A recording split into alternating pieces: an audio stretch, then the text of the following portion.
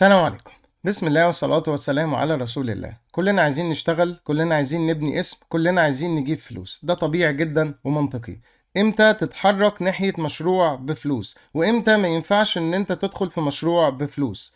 وانت بتتعلم محتاج ان انت تطبق عملي، محتاج تاخد مشروع حقيقي تشتغل عليه. لو انت لسه بتتعلم ورحت الموقع من مواقع الفريلانس ورحت واخد مشروع من العميل وقلت له انا هعمله لك، وبينك وبين نفسك شايف انك هتتدرب في المشروع، فانت بتأذي اسمك وبتأذي العميل، ومش هتعرف تبني اسم خالص. العميل ده دفع فلوس، العميل ده محتاج منك ديدلاين، وقت معين هتخلص فيه المشروع، مستني مستوى جودة معين. انت مش هتقدر ببساطة تديله ديدلاين السليم لانك لسه بتتعلم ومش عارف الحاجات اللي في المشروع دي هتتعمل ازاي، لانك لسه بتتعلم. نفس القصة لو طبقت الكلام ده على شركة بره مواقع الفريلانس وانت عايز تشتغل معاها ريموتلي، هتعمل نفس الموضوع. هتاخد الشغل وبرضه مش هتعرف تحدد الاستيميشن، الوقت اللي هيخلص فيه المشروع، ومش هتعرف تديهم الجودة المطلوبة، ومش هتعرف كمان تتناقش معاهم لانك لسه بتتعلم ومش عارف انت داخل على ايه. بالتالي ما ينفعش ان انت تتعلم في شغل بفلوس، شغل بتاع عملاء. في بعض الناس عملت الكلام ده وعدت منهم مرة والتانية، لكن ما بتعديش التالتة والرابعة. ممكن تكتشف ان انت في نص الطريق دمرت اسمك،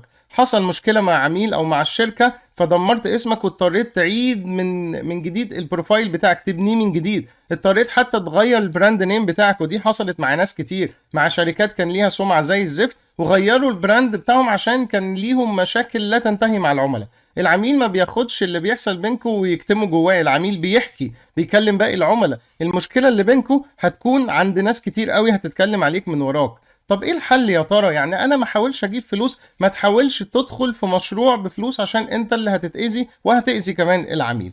ادخل في مشروع مع عميل تتدرب معاه وتبقى صريح، عارف مستواك وعارف انت ممكن تعمل ايه. ممكن اروح لعميل على قد حاله كده مش مقتنع حتى انه يدفع فلوس، اقول له انا هعمل لك المشروع بتاعك ده وانا والله لسه في بداية حياتي بتعلم، وتتعلم وتظبط نفسك وتظبط المشروع وتديهوله، جايز بعد كده ربنا يكرمك ويعجبه المشروع ويديلك فلوس. الفكرة البرمجية اللي انا حكيت لكم عليها اللي عملتها في بداية حياتي وجبت بيها فلوس كانت حاجة زي كده.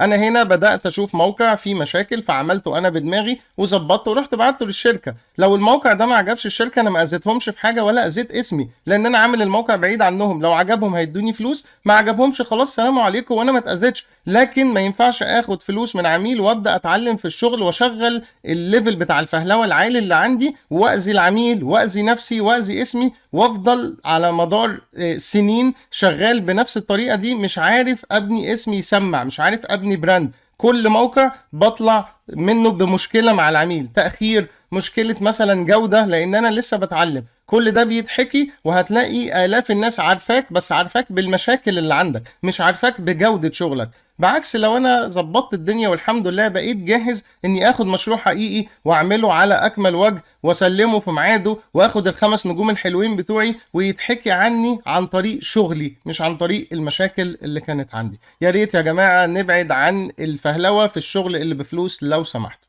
شكرا.